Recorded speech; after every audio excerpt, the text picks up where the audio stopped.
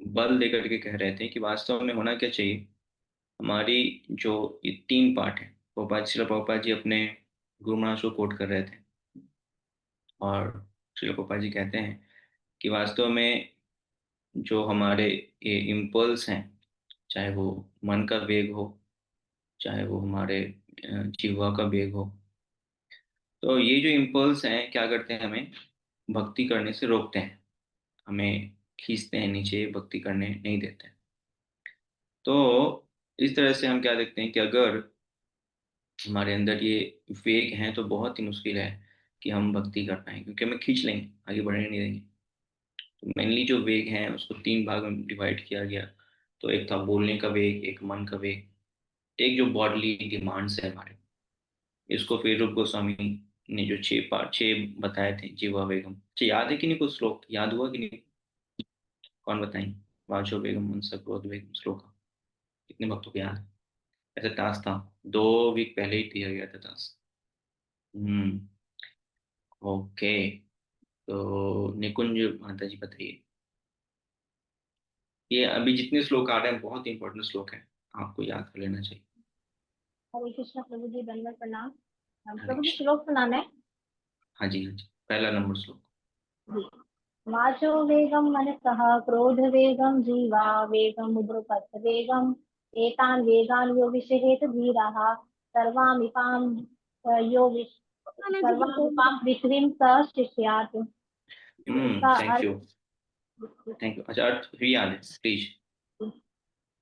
वह धीर व्यक्ति जो वाणी के वेग को, क्रोध की क्रियाओं को और मन की मांगों को, जीवा उदर और जनेंद्रिय के वेगों को सहन कर सकता है, वह पूरे संसार में शिष्य बनाने को योग्य है। ओके, थैंक यू माता जी। तो हम रैंडम टेस्ट लिया करेंगे श्लोका का, हमेशा नहीं। तो किससे पूछें? रैंडम, जैसे आज माता जी से पूछा, तो वैसे ही आप सभी तैयार रहिएगा। ये श्लोका बहुत ही महत्वपूर्ण है, तो एक दो तीन चार जो श्लोक है बहुत ही महत्वपूर्ण है। तो मेनली जो तीन वेग थे हमारे, एक मन का वेग, एक वाणी का वेग, और एक जो हमारे बॉडली डिमांड थे, इन्हें हमें क्या करना है, एक्चुअली रिड्यूस करना है, कम करना है। तभी क्या होगा, हम एक्चुअली अपने इन वेग को शांत करने के बाद भगवान की ओर वास्तव में हमारा ध्यान लग पाएगा। नहीं तो बोलने के वेग है, खूब बकबक किए जा रहे हैं, है ना? शांत जीवा पे कंट्रोल ही नहीं, बोले जा रहे हैं, बोले जा रहे हैं, तो इसको शांत नहीं कर सकते। अगर मन बहुत ही भाग रहा है, ये बहुत ही मुश्किल है। और बॉडी डिमांड बहुत बहुत, बॉडी डिमांड में आगे अभी आएगा, बॉडी डिमांड के आगे बहुत सारे पार्ट्स हैं, तो उसमें भी आगे डिस्कशन होगा। तो कैसे शांत कर सकते हैं, थोड़ा रिवाइज कर लेते हैं, कैसे शांत कर सकते हैं। अगर बोलने की बहुत आदत है, बहुत बकबक करने की आदत है, इसको कैसे शांत कर सकते हैं, कैसे, क्या बताया प्रभुपाद जी ने लास्ट क्लास में? कौन बताएंगे? हरे कृष्णा यस। गुरु जी। यस मैं। हाँ, बोलने के लिए बता दें, जैसे कि हमें जीभ जीभ का उपयोग हमें भगवान प्रसाद खाने के लिए करना चाहिए, और साथ में भगवान का गुणगान करना चाहिए, कीर्तन या लोगों के भगवान का प्रचार करना चाहिए। इस तरह से हाँ, हम तो जीभ। बोलने के वे के जीवा के वे को शांत कर सकते हैं जब हम केवल प्रण ले ले कि जीवा पे कुछ भी जाएगा तो केवल भगवान को ऑफर प्रसाद ही जाएगा, वरना कुछ भी नहीं जाएगा, वरना तो जीभ लपलपाते रहते हैं, है ना? और बोलने का वे रहता है, हमेशा कुछ ना कुछ बोलते रहते हैं, जहाँ कुछ टॉपिक नहीं मिला हम बोलना शुरू कर देते हैं। तो हम इसलिए बोलते हैं क्योंकि हमने जो सुना है वही बोले, बाहर वही निकलेगा जो हमने अंदर डाला है। तो हम जनरली बाहर की चीज़ें क्यों बोलते हैं, उसका रीजन है कि हमने बाहर की चीज़ सुनी, बचपन से क्या ट्रेनिंग मिली हमें, बाहर की चीज़ें सुने, न्यूज यहाँ वहाँ पॉलिटिक्स। तो हम जितना कृष्ण कथा श्रवण करेंगे उतना ही हमारे मुख से एक्चुअली कृष्ण कथा निकलेगा। तो बोलने के भी को शांत करने की, जब भी बोलेंगे तो भगवान के बारे में ही बोलेंगे, अन्यथा नहीं बोलेंगे। और कब बोल पाएंगे भगवान के बारे में, जब भगवान के बारे में श्रवण करेंगे, तो हम इससे क्लासेस करते हैं, श्रवण करते हैं, पढ़ते हैं, तो हम भगवान को बोल सकते हैं। मन के वे को कैसे शांत कर सकते हैं, कौन बताएंगे? मन के वेग को हाँ प्रभु जी, भगवान के चरणों में मन लगा के और सेवा भाव अपने अंदर रखें। सेवा करके और भगवान के चरणों के प्रति ध्यान, मतलब भगवान का मन से ध्यान करेंगे तो मन के वेग को शांत कर सकते हैं। मन के दो पंख थे, याद है आप लोगों को? क्या क्या थे मन के दो पंख? लेमेंटेशन और Fainting and hankering. Hankering, yes, thank you. तो और तीसरा था बॉडली डिमांड। बॉडली डिमांड में बहुत से डिमांड थे सेंसस के, इसी में आगे हम बढ़ेंगे आज। तो सबसे महत्वपूर्ण है, अभी आगे बढ़ने से पहले हम ये जानें कि रूप गोस्वामी ऐसी शिक्षाएं दे क्यों रहे हैं। तो आपको मालूम है, आप सभी बीमार पड़े होंगे, और जब हम डॉक्टर के यहाँ जाते हैं तो होता क्या है, डॉक्टर हमें प्रिस्क्रिप्शंस लिखते हैं, ये सारी दवाइयाँ आपको खानी है, लेकिन साथ साथ नीचे वो भी लिखते हैं कि आपका डाइट क्या रहेगा, क्या क्या आपको नहीं करना है। तो जब भी डॉक्टर के पास जाते हैं तो हमें प्रिस्क्रिप्शन में दो चीज़ें मिलते हैं, ये चीज़ें करो, ये चीज़ें ना करो। ये जो हमारे वैष्णव आचार्य हैं, वास्तव में क्या है, हमारे वैष्णव आचार्य हमारे डॉक्टर हैं। हम सबको बीमारी है, कौन सी बीमारी है, भव रोग की बीमारी है, भौतिक बीमारी है, भौतिक चीजों में बहुत ही अधिक लिप्त हो गए। तो हम जो बीमार व्यक्ति हैं, जिनको बहुत ही आदत है भौतिक चीजों का संग करने का, तो हमें इससे बाहर निकले किसके पास जाएंगे। तो हमारे डॉक्टर कौन है, हमारे डॉक्टर हैं ये आचार्य। इसलिए हमारे क्लास का नाम भी है वैष्णवाचार्य टीचिंग। तो इन डॉक्टर्स क्या करते हैं, डॉक्टर हैं श्रील प्रभुपाद जी, रूप गोस्वामी, गुरुदेव, ये लोग क्या करते हैं, हमें प्रिस्क्रिप्शंस लिखते हैं, ये करना है, साथ साथ क्या बोलते हैं, ये नहीं भी करना है। तो मेनली जो आगे का दो श्लोक है वो क्या है हमारे लिए, ये प्रिस्क्रिप्शंस है। तो अभी जो श्लोक आज हम पढ़ेंगे उसमें डोंट बताया गया है, और आगे जो पढ़ेंगे डूज बताया गया है, मतलब क्या क्या नहीं करना है। इसको संस्कृत में कहते हैं निषेध और विधि।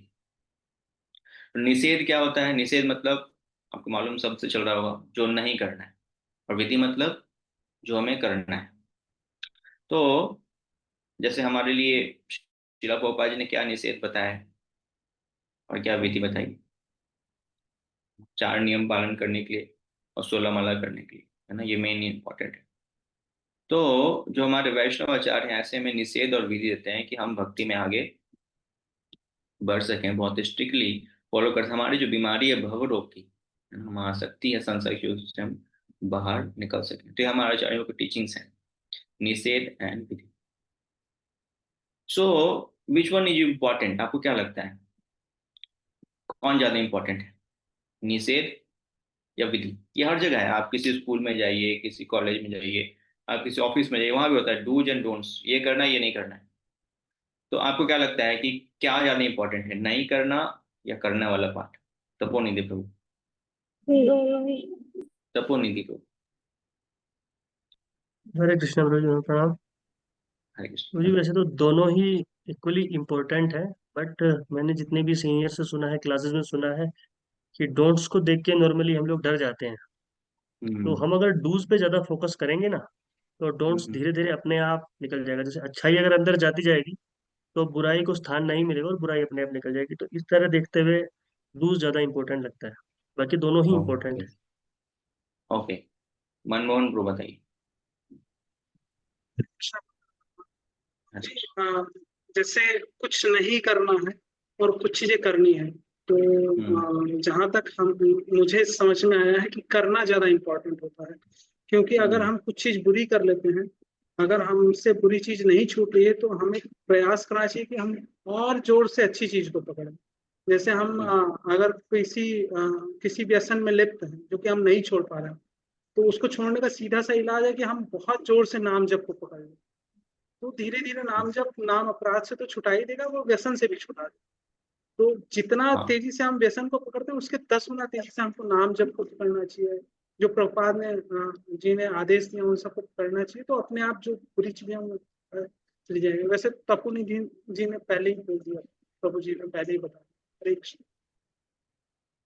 तो आप लोग सही कह रहे हैं, फिलोसफी है कि जब हम, अच्छा प्रभुपाद जी कहते हैं कि जब करो, जब करोगे तो बाकी अपने आप छूट जाएंगी, तो करेंगे तो अपने आप बुरी चीजें छूट जाएंगी।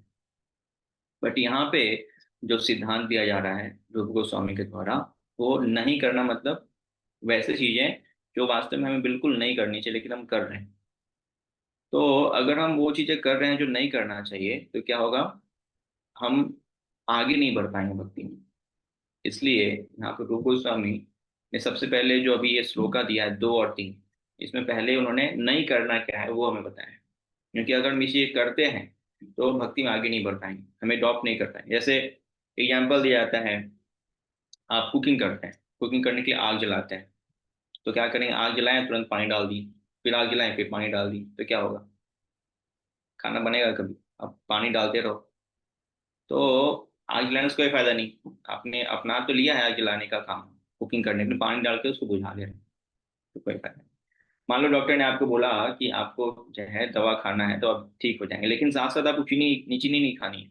अगर आप चीनी खाएंगे तो क्या होगा, आप बीमार पड़ जाएंगे, आप ठीक नहीं होगा। अब कुछ वक्त ऐसे होते हैं, कुछ लोग ऐसे होते हैं जो बोलते हैं डॉक्टर ने तो कहा है कि चीनी अगर कम करना है तो दवा खाओ तो शुगर कंट्रोल हो जाएगा, लेकिन ठीक है हम शुगर भी खाएंगे और दवा भी खाएंगे, तो क्या होगा, अभी ठीक होगा वो? शुगर भी है, खा रहा है, दवा भी खा रहा है, तो ठीक नहीं।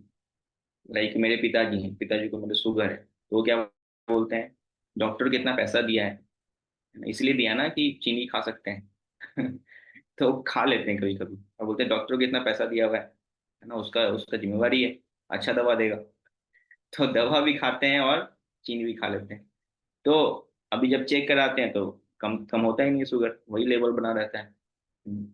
तो इसलिए जरूरी है कि हम जो चीजें फॉरबिडन है, मना किया गया है, तो वो बंद कर दें, क्योंकि अगर वो बंद नहीं करेंगे तो विधि को अपनाने से क्या होगा, वो प्लेटफॉर्म नहीं मिल पाएगा। जैसे गाड़ी कहाँ चलती है, प्लेटफॉर्म पे चलती है। अगर प्लेटफॉर्म ही नहीं है, जैसे मेट्रो अभी स्टार्ट होगा मान लो आपके शहर में, तो क्या करेंगे, पहले प्लेटफॉर्म बनाएंगे, प्लेटफॉर्म के ऊपर ही गाड़ी चलेगी। तो ये जो निषेध वाला काम है, क्या करता है, प्लेटफॉर्म तैयार करता है, तो उस पे हम विधि को रख सकते हैं और फिर भक्ति में आगे बढ़ सकते हैं। तो ऑब्वियसली वर्क तो करेगा, मान लो 16 माला कर रहे हैं लेकिन साथ साथ नॉनवेज भी खा रहे हैं, लहसुन प्याज भी खा रहे हैं, बाहर चीजें भी खा रहे हैं, तो करेगा तो काम, लेकिन बहुत टाइम लगेगा। हम्म। ऐसे बताया जाता है जनरली कि आप जब भोजन करते हैं तो क्या करना चाहिए, तुरंत पानी नहीं पीना चाहिए क्यों? खाते खाते पानी पिएंगे तो पेट में एक्चुअली अग्नि जलती है, तो खाने को पचाती है। आप खाना भी खा रहे हैं, पानी भी पी रहे हैं, तो क्या होगा, आप ऐसे कर खा के देखिएगा कभी, तो शाम तक जो है ना गैस बनता रहेगा, कटी कटी डकारें आएंगी, कब्ज हो जाएगा, क्योंकि आपने क्या किया, खा भी रहे हैं और साथ साथ उसको ठंडा भी करता है, अग्नि को बुझा भी रहे हैं।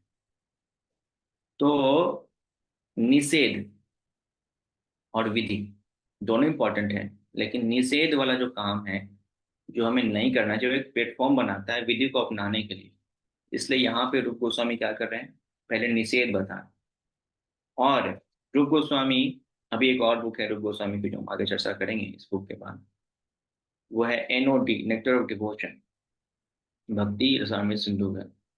उस वाले बुक में एक अल्टीमेट निषेध, एक अल्टीमेट विधि बताते हैं, मतलब सारे निषेधों में सबसे ऊपर का निषेध भक्ति के लिए, सार, सारे वेदों का सार।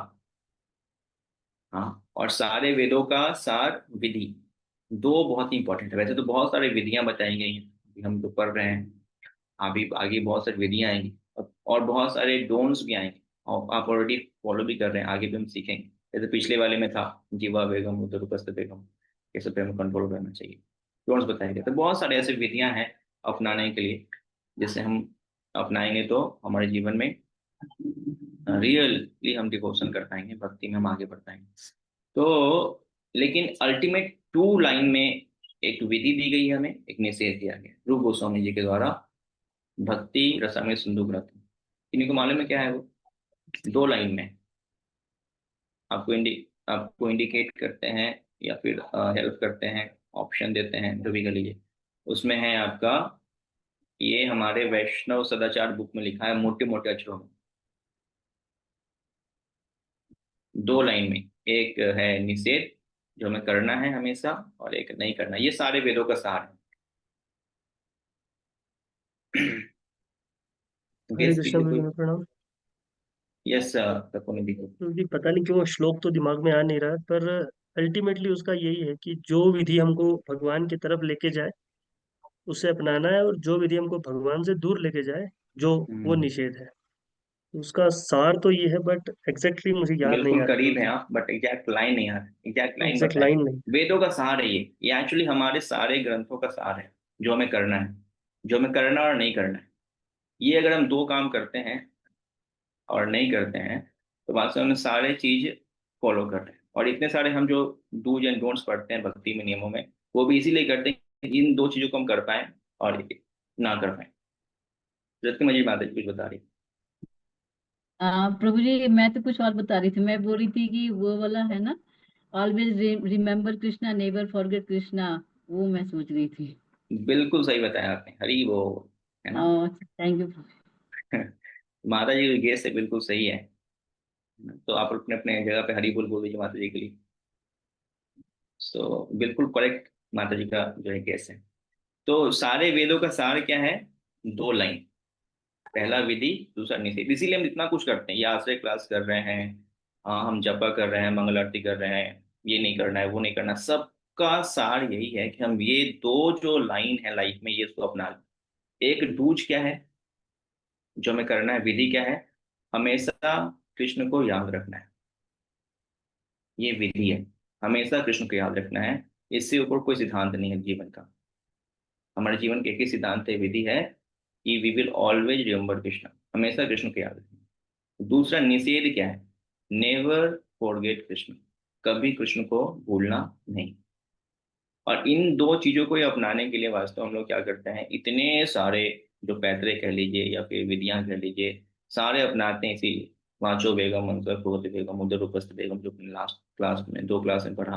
आगे भी अभी आज 6 टॉपिक्स हैं, 6 हमें निषेध बताए गए, आगे फिर 6 विधि बताए गए हैं, और भी आगे बहुत सारी चीजें पर। सबका अल्टीमेट गोल क्या है? 2 चीजों पे आना। पहला विधि कि हम कभी भी, पहला विधि जो हम क्या है, हम हमेशा कृष्ण को याद रखेंगे। और दूसरा निषेध, हम कभी भी कृष्ण को भूलेंगे नहीं। तो ये 2 चीजें बहुत ही महत्वपूर्ण हैं, और इसके लिए ही हम वास्तव में सब कुछ करते हैं, इतना कुछ करते हैं, पढ़ते हैं, करते हैं कि हम कृष्ण को कभी ना भूलें, हमेशा कृष्ण को याद रखें। तो आगे जो अभी हम श्लोक संख्या 2 में आएंगे, इसमें वास्तव में रूप गोस्वामी निषेध बता रहे हैं हमें क्या नहीं करना चाहिए। और इसके बाद वाले श्लोक में, तीसरे नंबर श्लोक में बताएंगे विधि, हमें क्या करना चाहिए। तो वेरी इंपॉर्टेंट ये हम डिस्कशन हुआ, जो हमारा 5 मिनट का डिस्कशन था, या कह लीजिए कितना 10 मिनट का डिस्कशन था, वेरी इंपॉर्टेंट। कोई तो समराइज करना चाहेंगे, कोई एक वक्त, ताकि जो लोग लेट ज्वाइन किए वो भी एक बार मेमोरी में आ जाए। बहुत इंपॉर्टेंट डिस्कशन है ये, इसलिए हमारा आगे का चीजें जो है वो डिपेंड करता है। कौन समराइज करना चाहेंगे? तो अभी हमने डिस्कशन किया 1 मिनट के अंदर, बहुत लंबा नहीं बोलना। ये सोनल माता जी बताइए। हरे कृष्ण प्रभु जी, धन्यवाद।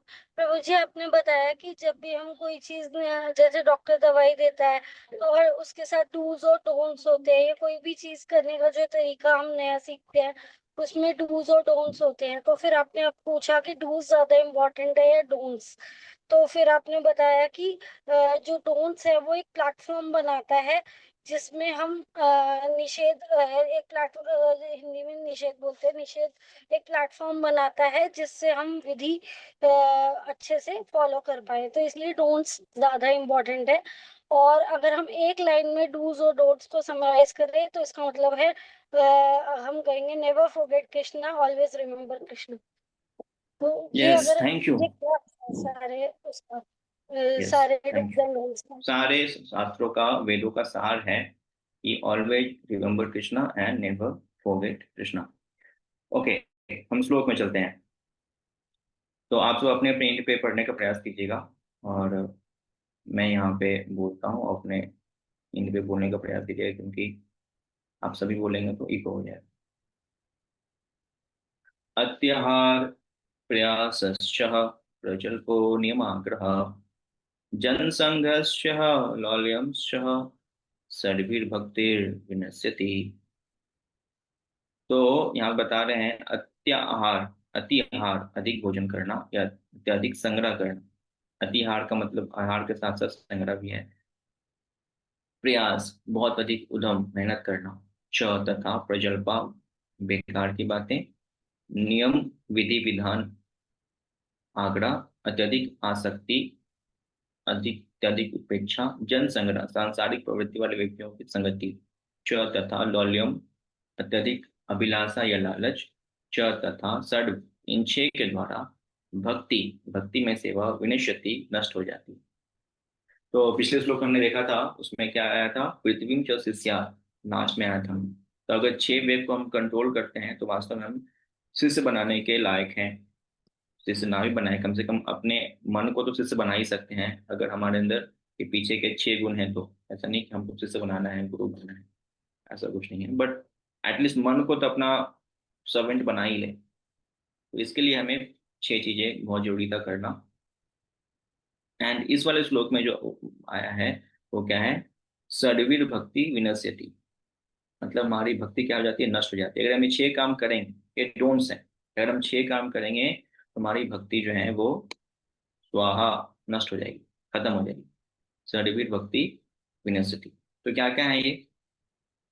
तो जब कोई निम्नलिखित 6 क्रियाओं में अत्यधिक लिप्त हो जाता है तो उसकी भक्ति विनष्ट हो जाती है। पहला, आवश्यकता से अधिक खाना या आवश्यकता से अधिक धन का संग्रह करना, उन सांसारिक वस्तुओं के लिए अत्यधिक उद्यम करना जिनको प्राप्त करना अत्यंत कठिन है, सांसारिक विषयों के बारे में अनावश्यक बातें करना, शास्त्रीय विधि विधानों का अत्यधिक उन्नति के लिए नहीं अपितु केवल नाम के लिए अभ्यास करना या शास्त्रों के विधि विधानों को त्याग कर स्वतंत्रता पूर्वक या मनमाना कार्य करना, ऐसे सांसारिक प्रवृत्ति वाले व्यक्तियों की संगति करना जो कृष्ण भाव में अपनी रुचि नहीं रखते हैं। और छठा है सांसारिक उपलब्धियों के लिए ललायित रहना। तो ये 6 टॉपिक हैं जो हमें नहीं करना है, 6 विषय हैं, 6 आदतें हैं जो हमें अपनाने हैं, वो हमें नहीं करना है। तो इस पे हर एक के ऊपर प्रभुपाद जी ने बहुत डिटेल में चर्चा किया है, और ये पूरा डिस्कशन प्रभुपाद जी ने लगभग 11 पेज में कंप्लीट किया है। 2 लाइन का ये श्लोक है, बट प्रभुपाद जी ने इसको 11 लाइन 11 पेजेस में कंप्लीट किया है, कवर किया है, क्योंकि ये बहुत ही महत्वपूर्ण है हम सबके लिए अपनाना भक्ति में, जीवन के लिए। तो अगेन जैसा हम लोग पहले करते हैं, आज 4 भक्त तो नहीं, कम से कम 8 भक्त तो नहीं, कम से कम 4 भक्त कर सकते हैं ये सेवा। तो 2 भक्त पढ़ेंगे एंड 2 भक्त कमेंट करेंगे, राइट। तो 2 भक्त कौन पढ़ना चाहते हैं, मनमोहन भी पढ़ना चाहते हैं, और कौन पढ़ना चाहते हैं, अखिलात्मा माता जी पढ़ना चाहती हैं, ओके। एंड 2 भक्त कौन एक पॉइंट बताना चाहते हैं, कमेंट करना चाहते हैं, बोलना कौन चाहते हैं, क्योंकि आप हाथ नहीं करेंगे तो हम आपका हाथ खड़े करवा देंगे। ओके, रति मंजरी माता जी, रति मंजरी माता जी, और कोई, और कोई, और कोई, ओके, पुष्प लोचनी माता जी। और लास्ट टाइम शायद पुष्प लोचनी माता जी और रति मंजरी माता दोनों ने बोला था मुझे जहाँ तक याद है। तो अभी इस बार उनको मौका देते हैं जो नहीं बोले थे। नित्य तृप्ति माता जी, आप बोल पाएंगे, ओके। नित्य तृप्ति माता जी, 1 पॉइंट बताना है आपको। और यस सर। और तपोनिधि प्रभु, ठीक। तो लास्ट टाइम आपने शायद पढ़ा था, कमेंट नहीं किया, तो या कमेंट किया था आपने, आपकी आवाज नहीं आ रही। अच्छा गुरु जी, मैंने कमेंट किया था इसलिए मैंने आज हाथ नहीं उठाया था, मैंने कहा अच्छा, सबको कमेंट किया भूखम था, देना ओके, फिर नए लोगों को मौका देते हैं। कौन बोलेंगे, शांतला माता जी। जो लोग वीडियो ऑफ किए हुए हैं वो आधा क्लास अटेंड कर रहे हैं, तो आप सबसे निवेदन है प्रकट हो जाए, एटलीस्ट अपना इमोजी वाला हाथ तो खड़ा ही करें, पार्टिसिपेट करें क्लास में। ठीक है, तो कौन है, विद्या माता जी, ओके। ये प्रभु जी। ठीक है, तो पहले अखिलात्मा माता जी पढ़ेंगी, और नित्य तृप्ता माता जी, तृप्ति, तृप्ता है या तृप्ति है माता जी आपका नाम, नित्य तृप्ता, तृप्त, नित्य तृप्ता, तृप्ता देवीदास जी। ओके, नित्य तृप्ता माता जी जो है वो कमेंट करें, तो स्टार्ट प्रभु करते जी मुझे करना क्या है, सॉरी मेरे को सुनाई नहीं दे हैं। रहा यू था। हैव, आपको क्या करना है ना, पढ़ना आई है, मतलब रीड। माता जी पढ़ेंगी, ओके। अखिलात्मा माता जी पढ़ेंगी, और आपको इसमें से एक इंपॉर्टेंट पॉइंट बताना है। जब वो स्टॉप कर देंगे पढ़ना तो आपको उस रीडिंग में से एक इंपॉर्टेंट पॉइंट बताना है, जो सबसे इंपॉर्टेंट है आपको लगा आपके पॉइंट ऑफ व्यू से, ओके। और सेकेंड में फिर मनमोहन को पढ़ेंगे, और विद्या माता जी आप एक पॉइंट बताएंगे, ठीक। हरे कृष्ण प्रभु बढ़ते जी, हैं, धर्म प्रणाम। प्रभु जी, श्लोका यस का मैम। अनुवाद से स्टार्ट करूं, अनुवाद से स्टार्ट? अनुवाद तो हमने पढ़ लिया, उसके नीचे से तात्पर्य से स्टार्ट कर सकते जी जी प्रभु जी, ठीक। मनुष्य मनुष्य जीवन सादा जीवन तथा उच्च विचार के लिए है, क्योंकि सारे बदजीव भगवान की तीसरी शक्ति के वश में है। अतः यह भौतिक संसार इस तरह बनाया गया है कि जीव को कार्य करने के लिए बाध्य होना पड़े। भगवान की तीन मूल शक्तियां हैं। पहली शक्ति अंतरंगा शक्ति कहलाती है, और दूसरी तटस्थता शक्ति, और तीसरी बहिरंगा शक्ति है। सारे जीव तटस्थता शक्ति के अंतर्गत हैं और वे अंतरंगा तथा बहिरंगा शक्तियों के मध्य स्थित होते हैं। पूर्ण पुरुषोत्तम परमेश्वर के नित्य दास के रूप में अधीन होने के कारण जीवात्माओं अर्थात सूक्ष्म जीवों को या तो अंतरंगा शक्ति के वश में या बहिरंगा शक्ति के वश में रहना होता है। जब वे अंतरंगा शक्ति के वश में होते हैं तब वे अपनी प्राकृतिक वैधानिक सक्रियता प्रदर्शित करते हैं, अर्थात भगवान की भक्तिमय सेवा में निरंतर व्यवस्था प्रदर्शित करते हैं। इसे भगवद गीता 9.13 में बताया गया है। महात्मा नास्तु माम पार्थ देवी प्रकृति मा श्रिता भजन्त्य मनसो जीवात्मा भूतादिम व्ययम। हे प्रतापुत्र, जो मोहग्रस्त नहीं है, ऐसे महात्मा देवी प्रकृति के संरक्षण में रहते हैं। वे पूर्णतः भक्तिमय सेवा में संलग्न रहते हैं, क्योंकि वे मुझे पूर्ण पुरुषोत्तम भगवान के रूप में आदि तथा अव्यय मानते हैं। महात्मा शब्द उनको सूचित करता है जो विशाल हृदय वाले हैं, न कि संकुचित हृदय वालों को। सदैव अपनी इंद्रियों की तृप्तता में लगे रहने वाले संकुचित हृदय वाले व्यक्ति कभी कभी अपने कार्यों का विस्तार इसलिए कर लेते हैं कि वे राष्ट्रवाद, मानवतावाद या परोपकारवाद जैसे किसी वाद के मध्य से अन्यों की भलाई कर सकें।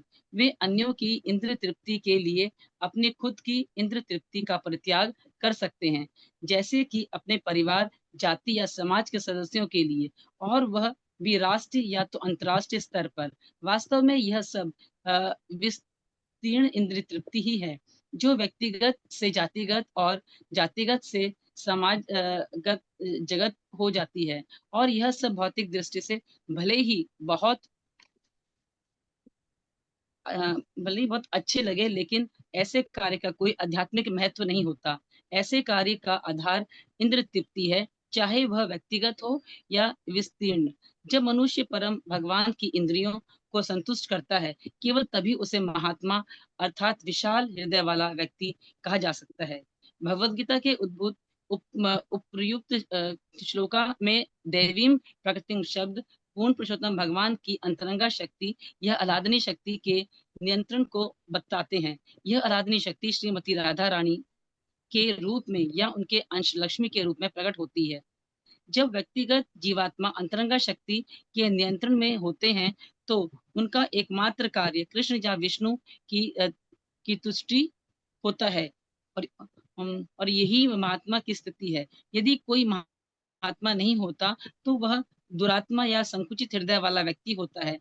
ऐसे मानसिक रूप में पंगु दुरात्माओं को भगवान की बहिरंगा शक्ति महामाया के नियंत्रण में रखा जाता है। निसंदेह इस हरे कृष्ण प्रभु जी। तो हमने लगभग 4 पैरा पढ़ा है। नित्य तृप्ता माधुरी प्रभु जी, मुझे बोलना है ना? प्रभु जी, मुझे तो इसमें एक बात अच्छी लगी कि हमें अंतरंगा शक्ति के नियंत्रण में रहना है और सादा जीवन उच्च विचार को अपनाना है, क्योंकि हम ज्यादा मोह माया में पड़ेंगे तो भक्ति नहीं कर पाएंगे, हमारी भक्ति जो है वो नष्ट हो सकती है, जैसा कि आपने पहले बताया था। हाँ, तो एक बहुत इंपॉर्टेंट पॉइंट यहाँ पे है, वो क्या है, हमें हमेशा क्या करना, अंतरंगा के शक्ति के अंतर्गत ही रहना चाहिए। वास्तव हम हैं कौन? अंतरंगा है, बहिरंगा है, तटस्थ है। भगवान की 3 शक्तियां हैं, अंतरंगा, बहिरंगा और तटस्थ। हम कौन से हैं? तटस्थता। हम तटस्था में आते हैं। वी हैव ऑप्शन, हमारे पास ऑप्शन है, हम अंतरंगा की सेवा करें, राधा रानी की सेवा करें, या माता दुर्गा की सेवा करें, बहिरंगा की सेवा। तो हमने, हमारा अभी का कंडीशन क्या है? हमारा अभी कंडीशन ये है कि हमने चूज किया हुआ है कि हम बहिरंगा की सेवा करेंगे, राधा रानी की सेवा हमने त्याग की हुई है। तो हम इस भौतिक जगत में आके दुर्गा माता के शरणागत हो गए हैं, या उनके जेल के अंदर हमें कष्ट दिया जा रहा है, क्योंकि नेचुरली हमारा पोजीशन क्या है कि हम अंतरंगा की सेवा करेंगे। आपको व्यक्ति जिद पे आ जाए, नहीं मेरे को जेल ही जाना है, जेल की रोटी खानी है, तो जेल में जाएंगे तो क्या होगा? वहां तो कष्ट ही मिलेगा। वहां तो नियम है, आपको 2 रोटी 2 ही रोटी खाना पड़ेगा, उससे ज्यादा नहीं देंगे। वहाँ पर रूल है कि आपको 8 घंटे काम करवाएंगे तो करना ही पड़ेगा, क्योंकि जेल का रूल है। जेल मतलब कष्ट, जेल मतलब कष्ट मिलेगा।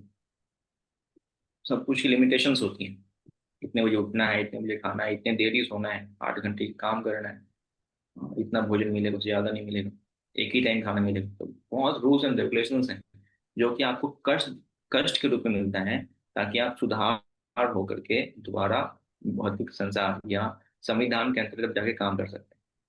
तो हमारे जीवन में देख सकते हैं कि हम भी जहाँ पे रह रहे हैं, चाहे वो दिल्ली हो, चाहे बैंगलोर हो, चाहे वो मुंबई हो, जहाँ भी रह रहे हैं, वास्तव में हमारे लिए ये कष्टमय स्थान है, हमें कष्ट दिया जा रहा है। और कष्ट क्यों मिल रहा है? कष्ट इसलिए दिया जा रहा है क्योंकि हम सुधर जाएं, सुधर करके हम भगवान के शरणागत हो जाएं, अंतरंगा शक्ति के शरणागत हम पुनः हो जाएं।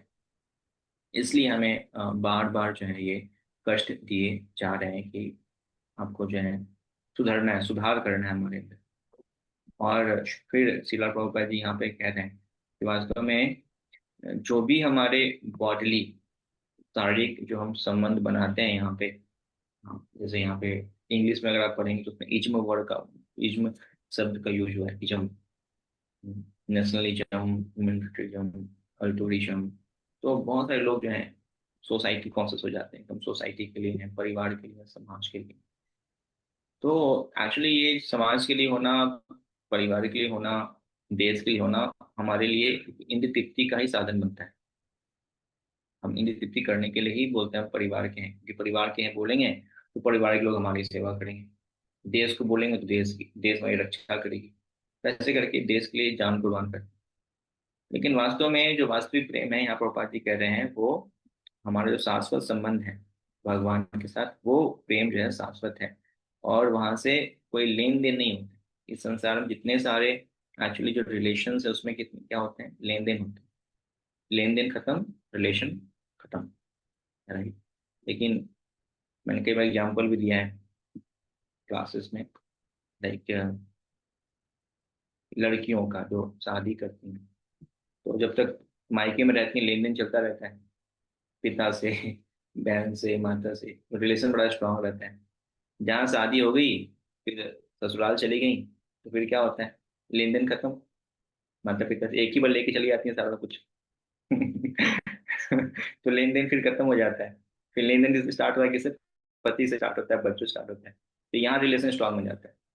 तो ये साक्षात प्रूफ है कि जहाँ भौतिक संसार में रिलेशन मतलब लेन देन, जहाँ लेन देन है वहाँ रिलेशन है, जहाँ लेन देन खत्म रिलेशन खत्म। तो इसलिए देख सकते हैं, हालांकि जो माताएं होती हैं वो बहुत अधिक बॉडली कॉन्शियस होती हैं, है ना। उनमें मेल के रिगार्डिंग फीमेल में ज़्यादा बताया गया है कि बॉडली कॉन्शियस होती हैं। लेकिन उनके लिए भी आप देख सकते हैं, माताओं के लिए देख सकते हैं, जैसे ही मायके छूटता है, ससुराल में आती हैं, तो वो फिर मायके छूट ही जाता है। फिर मायके में क्या चल रहा है पता नहीं, पूरा ससुराल कॉन्शियस, अपना पति, बच्चे, ये वो घर, सब यहाँ ध्यान देना है। तो क्योंकि यहाँ लेन देन स्टार्ट हो गया, पहले लेन देन खत्म हो गया। तो इसलिए बाबा जी कह रहे हैं कि संसार में वास्तव में क्या होता है कि जो रिलेशन है लेन देन पे संबंधित है, देना देना चलता है, तो रिलेशन जो है स्ट्रांग रहता है, रिलेशन खत्म हो जाता है। इसलिए यहाँ पे कष्ट है, क्योंकि वास्तविकता में देखा जाए तो हम किसी से कितना भी ले लें और किसी को कितना भी दे दें तो वो संतुष्ट नहीं हो सकता। आप किसी कितनी भी सेवा कर लीजिए, वो कभी आप संतुष्ट नहीं होगा, क्योंकि वो बना है सेवा करने के लिए, है ना। तो उसकी बहुत डिमांड्स है जो आप पूरी नहीं कर सकते। हम सबकी अपनी डिमांड्स को केवल एक ही व्यक्ति पूरा कर सकता है, वो कौन है? भगवान श्री कृष्ण। पर हमें लगता है कि हम किसी की डिमांड्स को सेवा करके पूरी कर देंगे, पति के, बच्चों के, कभी नहीं हो सकता है। हम किसी व्यक्ति को संतुष्ट नहीं कर सकते, क्योंकि वो व्यक्ति कभी संतुष्ट होगा जब वो भगवान की सेवा करेगा। हम सेवा करके संतुष्ट नहीं कर सकते, या हम सेवा लेके संतुष्ट हो जाए किससे, ये भी पॉसिबल नहीं। हम संतुष्ट तभी हो सकते हैं जब हम क्या करेंगे, भगवान की सेवा करें। तो यहाँ पे यहाँ पे प्रभुपाद जी कह रहे हैं कि वास्तव में इस भौतिक संसार में दो तरह की जो माया है, एक है योग माया, एक है महामाया। तो योग माया क्या करती है, हमें जोड़ती है। जब हम भक्ति करते हैं तो इस संसार की जो माया है वो वास्तव में कैसे बन जाती है, योग माया बन जाती है, जो हम भगवान से जोड़ती है।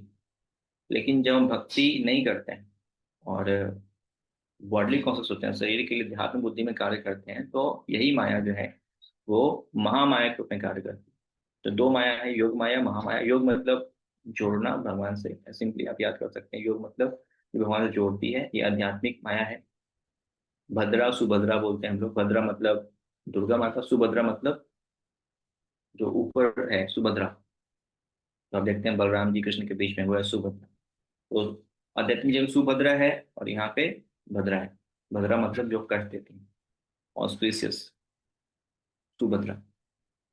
तो इस तरह से योग माया और महामाया, तो हमारे ऊपर अभी जो माया कार्य करे उस माया का नाम है महामाया। तो महामाया क्या करे, हमें हमें एक्चुअली भगवान से दूर कर रही है, अपने इल्यूजरी एनर्जी के द्वारा, शक्ति के द्वारा, तो हमें भगवान से दूर कर रही है। तो इसके लिए क्या करती है, वो बहुत सारे पैतरे अपनाती है। शरीर देती है, धन देती है, संबंधियां देते हैं, हाँ, और बहुत कुछ देती है, घर परिवार सब कुछ देती है। जो भी हमारे नीड्स है वो सब फुलफिल करते रहती है, ताकि हम भगवान को भूलते रहें, इन चीजों में खोते रहें और भगवान को भूलते रहें। तो ये महामाया जो हमें भगवान को भुलाते रहती है। लेकिन उन्हीं वस्तुओं को अगर हम यूज करते हैं भगवान के लिए, तो वो जो महामाया है वो हमारे लिए योग माया के रूप में कार्य करने लगती है। मान लो हमें बहुत अच्छी जॉब मिली, नौकरी मिली। अभी नौकरी जो है, अगर हम अपने इंद्रिय की तृप्ति के लिए यूज करेंगे तो ये होगा महामाया, महामाया में भुलाएगी। लेकिन जहां नौकरी या धन पैसा का हम यूज करें किसके लिए, भगवान की सेवा के लिए, तो ये जो बन जाएगा योग माया। ये हमें भगवान से जोड़ेगा। मान लो हमारे पास बहुत सुंदर घर है, अब इसको यूज करेंगे हम पार्टी के लिए, हाँ, अपने शौक पूरा करने के लिए। घर के अंदर स्विमिंग पूल बनाएंगे, घर में बहुत ऐशो आराम की वस्तु रखेंगे, उसमें सोएंगे, खाएंगे, पिएंगे, मस्ती करेंगे, तो ये योग माया, सॉरी महामाया। लेकिन घर के अंदर बोले बहुत सुंदर घर है हमारा, और उसमें क्या करेंगे, ठाकुर जी को रखेंगे, घर में भक्तों को बुलाएंगे, कीर्तन करेंगे, हाँ, घर में प्रसाद बनाएंगे, ठाकुर जी की सेवा होगी दिन रात। तो वही घर जो है क्या बन जाएगा, योग में, जो है भगवान से, वही घर हमें भगवान से अलग भी कर सकता है, वही घर हमें भगवान से जोड़ भी सकता है। वही संबंध हमें भगवान से अलग भी कर सकता है, वही संबंध हमें भगवान से जोड़ भी सकता है। तो योग माया ही क्या होती है, वो महामाया बन जाती है जब भगवान की शक्तियों का दुरुपयोग करते हैं। और जब भगवान की शक्तियों का उपयोग करते हैं भगवान के लिए, तो योग माया, सॉरी महामाया योग माया बन जाती है। डिपेंड करता है हम किस चेतना में किसी वस्तु को उपयोग करते हैं। ठीक है, जैसे आपका मोबाइल है, आप सब मान लो बहुत सारे लोग मोबाइल से जूम पे यहाँ पे क्लास अटेंड कर रहे हो। अब यही मोबाइल जो है, अभी जो हम मोबाइल यूज कर रहे हैं, तो ये अभी कैसे कार्य कर रही है, योग माया महामाया, योग माया। बताइए। योग माया। योग माया, बिल्कुल सही, योग माया। क्यों, क्योंकि इससे हम क्या कर रहे हैं, भगवान से जुड़ रहे हैं, भगवान को याद कर रहे हैं, भगवान से, भगवान के बारे में श्रवण कर रहे हैं। तो ये मोबाइल जो है अभी योग माया के रूप में कार्य कर रही है, जोड़ रही है हमें भगवान से। लेकिन इसी मोबाइल को क्लास जैसे ही खत्म होता है, हम किसी को फोन लगाते हैं और करते हैं इधर उधर की बातें। या इसी मोबाइल पे हम जाएंगे व्हाट्सएप पे, यूट्यूब के ऊपर, फेसबुक के ऊपर, और इधर उधर की वीडियो देखेंगे, कोई नाच रहा है, कोई गा रहा है, उछल कूद कर रहा है, वो सब वीडियो देख रहे हैं। हाँ हाँ हाँ हाँ, हंस रहे हैं हम लोग, क्या कर रहे हैं ये। तो यही मोबाइल ने क्या किया, हमें भगवान से अलग कर दिया, जुदा कर दिया। वस्तु वही है, लेकिन एक समय, अभी 2 से 3, 3:15 तक हमें भगवान से जोड़ रही थी, और जैसे 3:15 के बाद हमने कुछ और उससे कार्य किया, हमें भगवान से जुदा कर दी। तो मोबाइल जो है पहले योग माया थी, बाद में महामाया। तो वैसे हमारे जीवन में जितनी सारी शक्तियां हैं, चाहे वो पति हो, चाहे वो बच्चे हो, चाहे वो घर हो, चाहे वो पैसा हो, हर वस्तु वास्तव में भगवान की। और हमने क्या किया हुआ, इस पे कब्जा करके भगवान की शक्ति को वास्तव में महामाया के रूप में यूज कर रहे हैं, मतलब भगवान को भूलने के लिए यूज कर रहे हैं। तो हमें कष्ट देती है। दुर्गा माता बोलती है, बेटा क्या कर रहे हो ये, है ना, ये शक्ति भगवान की है, तुम यूज कर रहे हो अपने लिए, तो तुम्हें मिलेगा कष्ट। तो हम जितना अधिक यूज करते हैं भगवान की शक्तियों को जो हमें मिला हुआ है, चाहे शरीर हो, चाहे वो धन हो, चाहे जो भी हमारी हमें ऐश्वर्य प्राप्त हो, इसको हम अपने लिए यूज करते हैं, तो हमें मिलता है कष्ट। जितना अधिक अपने लिए यूज करेंगे उतना अधिक हमें कष्ट मिलेगा। तो जितना अधिक हम भगवान के लिए यूज करते हैं, तो हमें मिलता है उसके बदले आनंद। ये आनंद भी हमें इधर से ही मिलता है, माया के द्वारा ही आनंद मिलता है। तो ये योग माया में आनंद देती है, ये आध्यात्मिक आनंद होता है जो कि हमें संतुष्टि प्रदान करती है। लेकिन भौतिक आनंद क्या करती है हमें?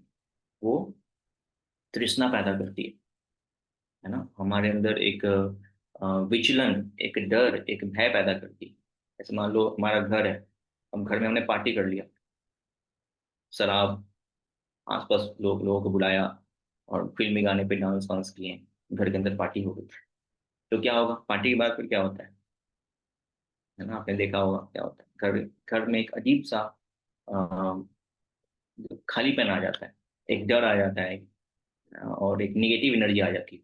लेकिन उसी घर के अंदर आप क्या कीजिए, भक्तों को बुलाइए, कीर्तन कीजिए, प्रसाद पाइए, तो उसी घर के अंदर लोग जब चले जाते हैं शांति से फील होती है। आप उसको महसूस करेंगे क्या होगा सब। तो इस तरह से योग माया और महामाया को प्रॉपर डिफाइन कर रहे हैं। योग माया और महामाया हम पे कार्य करती है, डिपेंड हम पे करता है, हमारी इच्छा पे डिपेंड करता है कि हम कैसे इसको यूज करते हैं।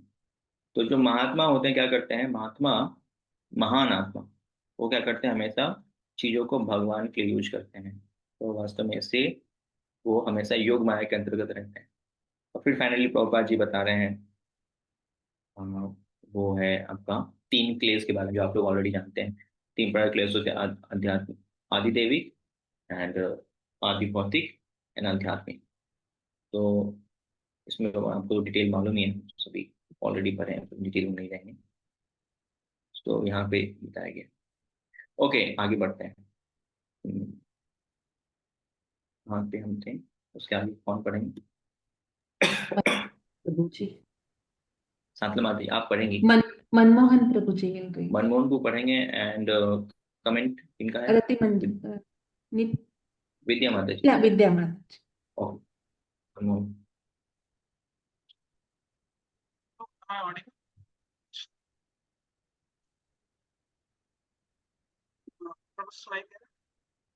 नहीं आ रहा आवाज, नहीं आ रहा, तो थोड़ा जोर से बोलिए।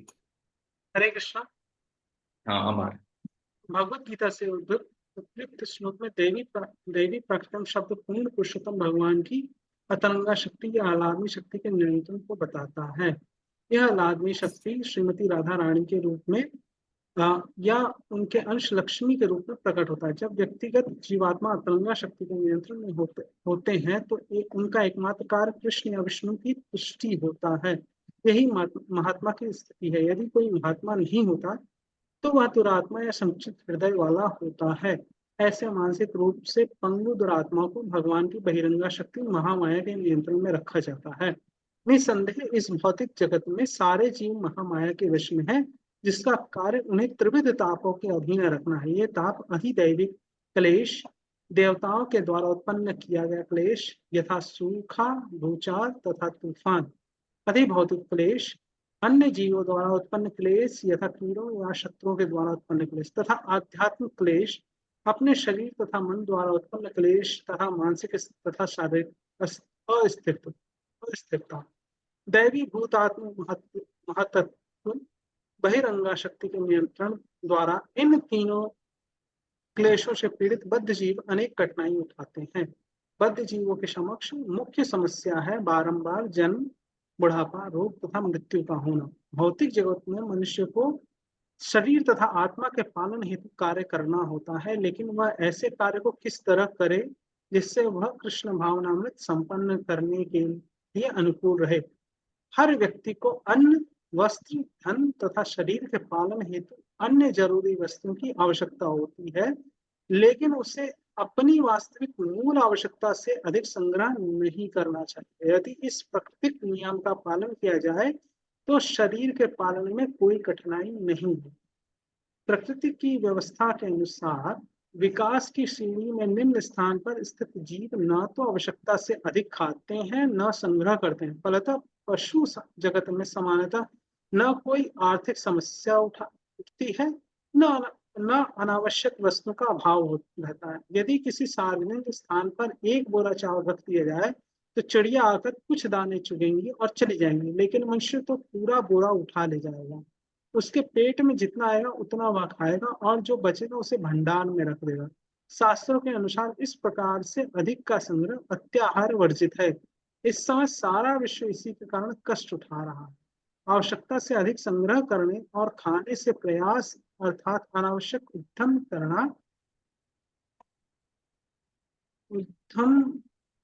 अनावश्यक उद्यम का जन्म होता है। ईश्वर की व्यवस्था के अनुसार विश्व के किसी भी भाग का कोई भी व्यक्ति शांति पूर्वक रह सकता है यदि उसके पास कुछ भूमि और एक दुधारू गाय हो। उसे जीविका कमाने के लिए स्थान से दूसरे स्थान पर जाने की कोई आवश्यकता नहीं रह जाती, क्योंकि वह वहीं पर अन्न पैदा कर सकता है और गाय से दूध पी सकता है।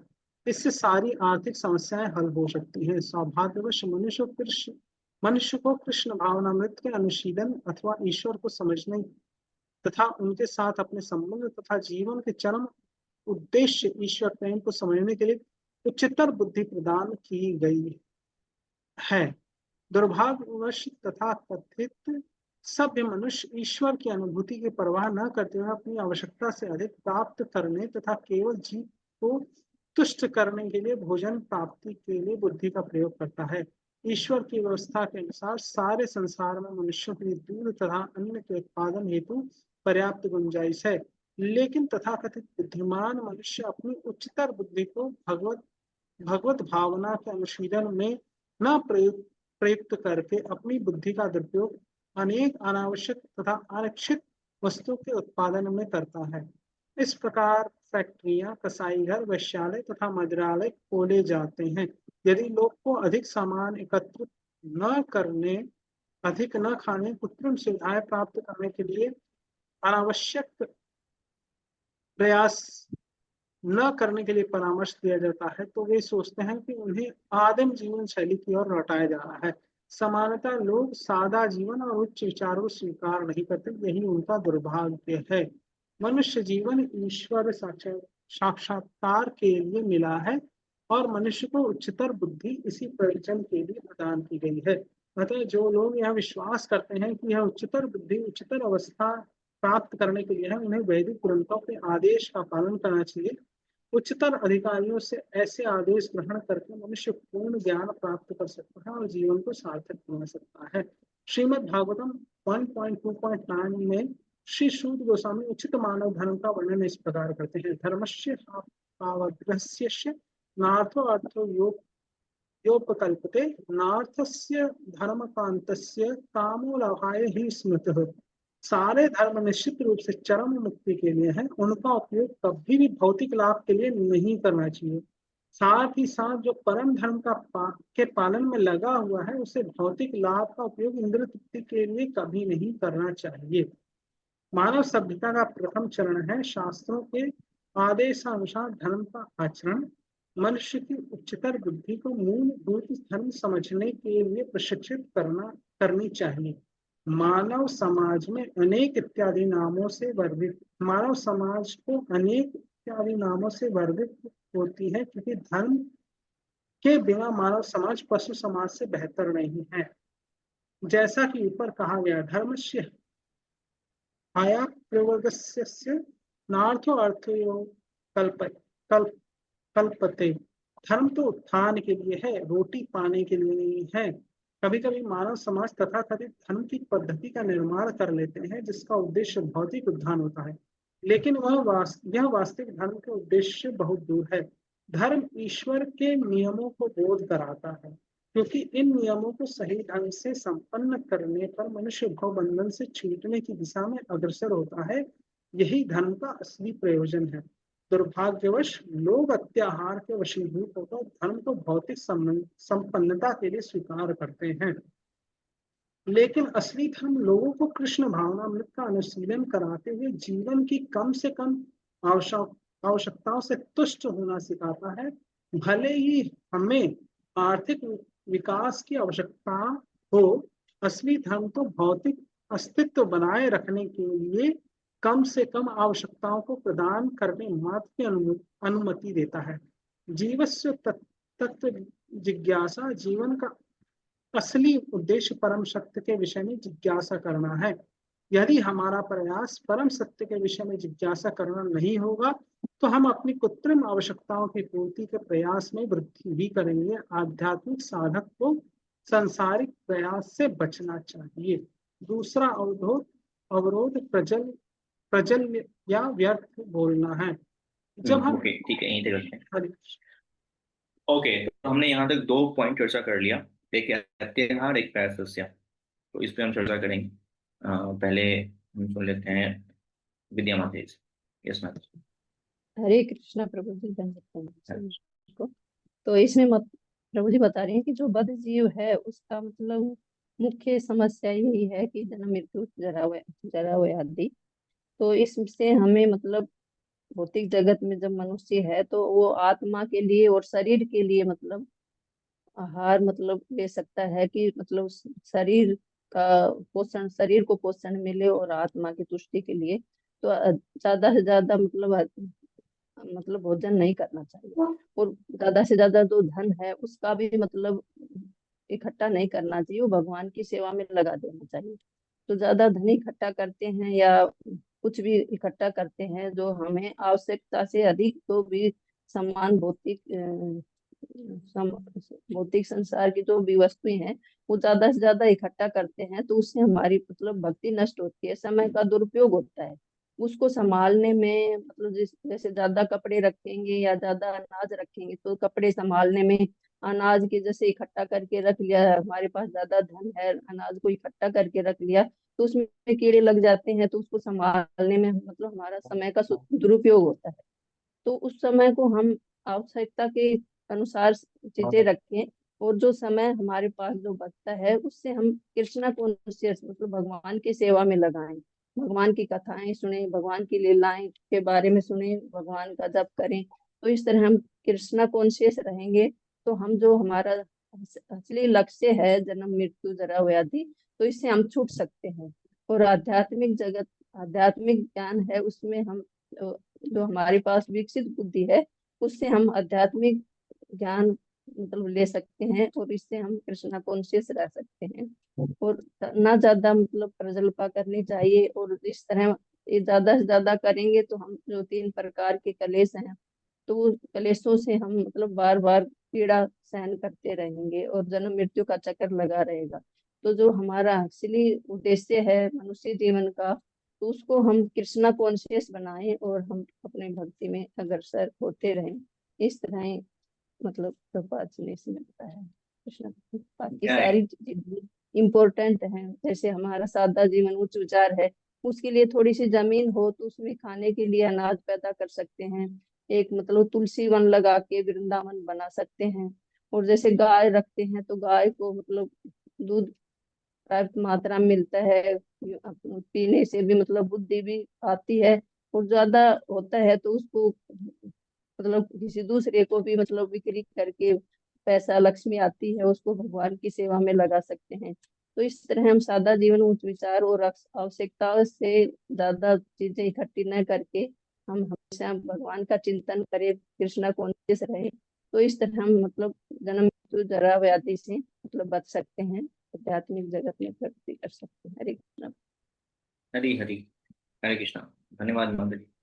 तो माता जी को देख के मुझे ये लगता है कि प्रभुपाद जी कहते हैं कि अगर आप सुनोगे तो बोलोगे, तो माता जी साक्षात प्रमाण है। नहीं माता जी प्रभु जी सुनती ऐसा हैं तो नहीं है, इसलिए बट बहुत चीजें बहुत बताती हैं। मतलब बहुत कम और अब तो बोल कह सकते पाती हैं हूँ माता जी अपने घर के आसपास भी सेंटर खोल सकती हैं, है ना। हम और वहाँ माता जी अच्छे से सबको बता सकती हैं ना। माता जी इतना श्रवण किए हैं तो अब अच्छे से बता सकती हैं। तो माता जी शुरुआत में लगभग 2015-16 में जुड़ी थी, तो माता जी बहुत हेजिटेशन करती थी बोलने में, मैं कैसे बोलूंगी प्रभु जी, मैं तो कभी बोली नहीं। लेकिन अब माता जी ना इतना श्रवण किए तो बहुत अच्छे से बताती हैं। तो अब जो नए लोग हैं अभी उनको भी माता जी इतना नहीं बता बोल सकते पाती हूँ प्रभु। हैं। नहीं नहीं, अब आप बता सकती हैं। अब आप नए लोगों को बताएंगी तो कुछ अपने इंग्लिश घर के पे वर्ड सेंटर खोल रहते हैं सकती हैं। तो उनको शुद्ध से नहीं बोल पाती हूँ प्रभु जी, कोई इंग्लिश के वर्ड आते हैं तो उसमें मतलब ये सब थोड़ा। हो जाएगा, भगवान शक्ति देंगे। फिर अपने गांव में एक बड़ा आशा है कि गांव में एक सेंटर खुले, तो खुल सकता है सेंटर, क्योंकि अब तो माता जी काफी श्रवण कर ली, अब तो खुल ही सकता है। बाकी हम लोग तो आते ही रहेंगे। ठीक है, तो यहाँ पे जी 2 बहुत ही महत्वपूर्ण बातें हैं, अत्याहार और प्रयासश्चर्य। अत्याहार क्या है? 2 अत्याहार होते हैं, एक तो खाने वाला अत्याहार, अत्याहार सुनने से लग रहा है बहुत ज्यादा खाना। तो एक तो खाने वाला होता है कि बहुत ज्यादा खाना नहीं खाना चाहिए, ज्यादा खाएंगे तो क्या होगा, जैसे आप देखो ज्यादा खाते हैं तो नींद आती है ना। एक बड़ा अच्छा कहावत है कि शराब से ज्यादा नशा क्या करता है, 2 कटोरी चावल। आपकी हैसियत 1 कटोरी खाने की, आप 2 कटोरी चावल खा लो, फिर क्या होगा। जितना शराब में नशा होता है उतना नशा आप में आएगा, है ना। बैठे बैठे आप लुढ़कोगे ऑफिस में, काम करते करते, पढ़ते पढ़ते। तो जहां ज्यादा खाते हैं तो होता क्या है, जो पूरे शरीर की आलस आता ऊर्जा है वो सब के सब लग जाती है खाना पचाने में। पूरा शरीर का खून एनर्जी सब पेट पे चला जाता है कि खाना को पचाना है। आप क्या है, आपके अंदर आप पढ़ने बैठोगे, गीता पढ़ोगे, या फिर ऑफिस से काम कर, कोई भी काम का मन नहीं लगेगा आपका, खून तो वहां जा रहा है। तो इसलिए कभी भी ज्यादा नहीं खाना चाहिए। जितना पोपा जी कहते हैं हमें कितना खाना चाहिए, जितना भूख है उसका 1/3। मान लो कोई भूख है या हैसियत है कि हम 6 रोटी खा सकते हैं, तो कितना खाना चाहिए, 3 रोटी खाना चाहिए। हाँ, ये बहुत ही महत्वपूर्ण। तो जितना है उसका 1/3 पोपा जी कहते हैं खाओ। बाकी को पानी से भरिए, और पानी की जरूरत नहीं, आधे घंटे बाद पानी पीना चाहिए। दूसरा अत्याहार में आता है जितना नीड है उससे ज्यादा इकट्ठा करना, जो कि माता जी बता रही थी।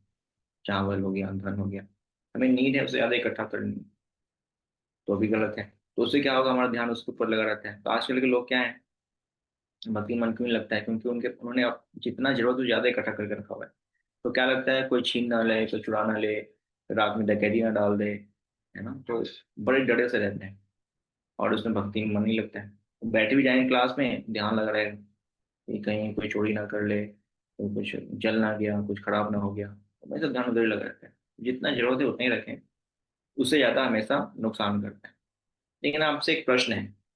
क्या प्रश्न है, शिला प्रभुपाद जी से एक इंटरव्यूअर ने पूछा, क्या पूछा प्रभुपाद जी से, कि प्रभुपाद आपको कितना धन चाहिए पूरे संसार में प्रचार करने के लिए, आप इतना अधिक मेहनत कर रहे हैं, भक्तों से भक्त लोग भी डोनेशन इकट्ठा कर रहे हैं, धन लगा रहे हैं, आपको कितना धन चाहिए। पता है प्रभुपाद जी ने क्या कहा, प्रभुपाद जी ने कहा मुझे संसार का सारा धन दे दो। एक और फोटो है, उसमें प्रभुपाद जी को एक व्यक्ति ने फोटो दिखाया प्रभुपाद डिसाइपल ने, कि ये देखिए प्रभुपाद ये स्वामी है, भारत से ही है, ये क्या धन लेते ही नहीं है। बोलते ना ना, नेति नेति नेति, मेरे को धन नहीं चाहिए, सब माया है, माया है, बिल्कुल नहीं चाहिए धन। प्रभुपाद जी कहते हैं मूर्ख है ये, मुझे संसार का सारा धन दे दो, सबको मैं भगवान से मंगवा दूं। तो अब यहाँ पे आप क्या कहेंगे, अत्याहार हो रहा है? नहीं, अत्याहार नहीं हो रहा है।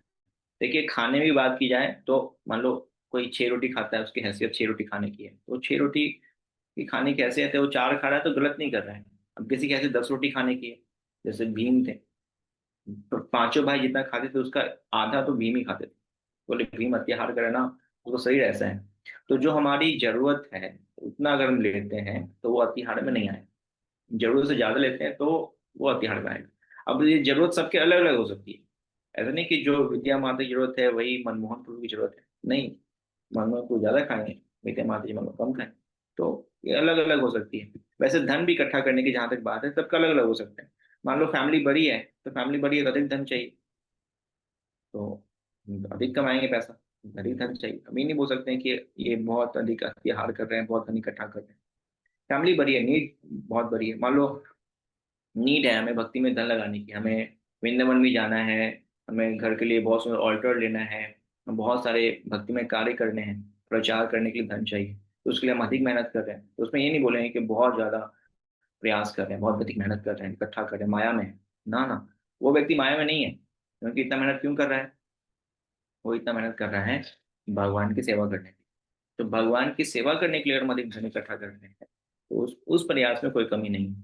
ऐसे भक्त भी बहुत मेहनत करते हैं, 5-6 घंटा सोते हैं, पूरे दिन भागते रहते हैं। तो बोलेंगे भक्त लोग बहुत मेहनत कर रहे हैं, ये तो माया में है, बहुत प्रयास करें ना। ये भगवान की सेवा के लिए जितना मेहनत करें उतना कम है। लेकिन अपने लिए हम प्रयास करते हैं, इकट्ठा करते हैं, तो यहाँ प्रॉब्लम है, वो माया में आता है। भगवान के लिए सेवा जो है वो माया में नहीं आता। तो यहाँ पे पापा जी एग्जाम्पल दे रहे हैं ब्रह्मा जी, वो एक क्रिएशन का, कि मनुष्य में आदत क्या है बहुत इकट्ठा करने की। बताते हैं जब क्रिएशन किया गया तो बहुत सारे जीव बनाए गए, मनुष्यों को भी बनाए गए। तो सब लोग आए जीव अपनी अपनी बारी बारी से दाना चुगने के लिए, धन मतलब खाने पीने के लिए। सब अपना अपना दाना कोटा वोटा खा के चले गए। चिड़िया आया खा के चला गया, जानवर आया खा के चला गया। बाद में मनुष्य आया। मनुष्य आया तो खाया भी और सब पैक करके भी ले गए। उसके बाद कुछ जो जीव आए, बोले अरे हमारा कोटा कहाँ है, हमारा भोजन कहाँ है। तो ब्रह्मा जी ने कहा ये लालची मनुष्य सब उठा के ले गए, खा के पैक करके ले गए। है ना, ये तो होता है ना हमारे साथ। कहीं कहीं हम जाते हैं प्रोग्राम में, एक पॉलिथीन टिफिन बॉक्स लेके जाते हैं। खास करके हमारे इस्कॉन के कांग्रेशन प्रोग्राम में ऐसा देखा जाता है। खाते भी हैं और साथ में रोहित और प्रसाद पैक कर दीजिए, हम घर में जाकर कुकिंग कौन करेगा, यही खिला देंगे उनको भी, घर के लोगों को। तो खाते हुए पैक भी करके ले जाते हैं। तो ये हमारा क्या है, ये वास्तव में अत्याहार हो गया। जितना है उससे ज्यादा हम इकट्ठा कर रहे हैं। तो ये नहीं करना चाहिए अत्याहार। तो प्रयास मतलब बहुत मेहनत को, यहाँ पापा जी बता रहे हैं कि लोग धर्म का यूज करते हैं अधिक मेहनत करके अधिक इकट्ठा करने के लिए। इस आजकल लोग क्या करते हैं, मतलब संसारिक लोग क्या करते हैं, वो जाते हैं भगवान के आगे और हाथ जोड़ते हैं और डिमांड लगा देते हैं, भगवान ये दे दो, वो दे दो, वो दे दो, वो दे दो। तो एक तो अपने बल से मांग रहे हैं भगवान से, जो जो भी इकट्ठा कर रहे हैं, नौकरी करके, धंधा करके, बिजनेस करके इकट्ठा करें। दूसरा क्या सोचते हैं कि चलो भगवान के आगे जाके तो हम माथा टेक देंगे, हाथ जोड़ लेंगे तो कुछ और मिल जाए। हाँ, तो इस भाव से धर्म के नियमों का पालन करते हैं कि और धन इकट्ठा हो जाएगा और कुछ मान सम्मान मिलेगा। तो इसलिए प्रयास करते हैं। धर्म के नियमों का पालन नहीं इसलिए नहीं करना चाहिए कि हम अधिक इकट्ठा कर लें, अधिक मान सम्मान, अधिक धन इकट्ठा करें। है ना, कुछ लोग भगवान का हाथ जोड़ते हैं, भाव क्या रहता है, हाँ कुछ सांसारिक उपलब्धि, घर मिल जाए, हाँ बच्चे हो जाए, शादी हो जाए, जॉब मिल जाए, इन सब भावों से भगवान के लिए, भगवान की सेवा करते हैं, धर्म के नियमों का पालन करते हैं। तो ये भी किस में आएगा, ये भी प्रयासश्च, अत्यहा प्रयासश्च, अधिक प्रयास रहेगा। तो अगर हम ऐसा करते हैं तो हम वास्तव में अपनी भक्ति को नष्ट कर रहे हैं। लाइन है, हमेशा ये लाइन याद रखिएगा। वो क्या है, सद्वीर भक्ति विनश्यति। विनश्यति मतलब चूर चूर कर देना, चकना चूर कर देना, विनाश कर देना। तो ये 6 कार्य करते हैं। तो 6 कार्य हमने आज 2 पर चर्चा किया, अति आहार और प्रयास। बहुत अधिक अगर हम आहार मतलब ले इकट्ठा करते हैं और बहुत अधिक प्रयास करते हैं तो सद्वीर भक्ति परिणश्यति विनश्यति। विनाश मतलब विनाश हो जाएगा, हमारी भक्ति जितनी भक्ति है सब चकनाचूर हो जाएगी, खत्म हो जाएगी। Thank you very much. Hare Krishna. Srila Prabhupada की जय, रूप गोस्वामी की जय, रूप गोस्वामी ग्रंथ की जय। कोई प्रश्न है तो हम ले सकते हैं। यस मनमोहन। हरे कृष्णा प्रभु जी। जैसे पिछली कई क्लासों में, TLC क्लास में हमने एक बार पढ़ा था कि अगर हम वैष्णव अपराध करते हैं तो जो ओपन होता है, तो वैष्णव अपराध जो होता है वो पागल हाथी की तरह रहता है, वो भक्ति लता बीज को नष्ट कर देता है।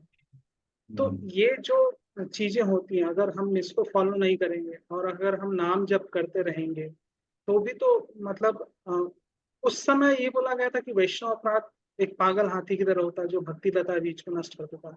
तो फिर क्या उसको ऊपर मानना चाहिए कि इन सबको अत्याहार, सबसे बड़े अल्पाहार? अपराध में सबसे बड़ा अपराध आता है भक्तों के प्रति अपराध करना, वैष्णव अपराध आता है।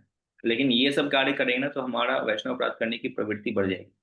बहुत धन इकट्ठा किया हुआ है, अहंकार बढ़ जाएगा। हम वैष्णव को वैष्णव देखेंगे नहीं, नहीं ये क्या भक्त है, इनके पास तो धन ही नहीं है ना। हम धनी हैं, हम लाखों रुपए कमाते हैं, इनकी हम क्यों मान सम्मान करें, हम अपराध कर देंगे।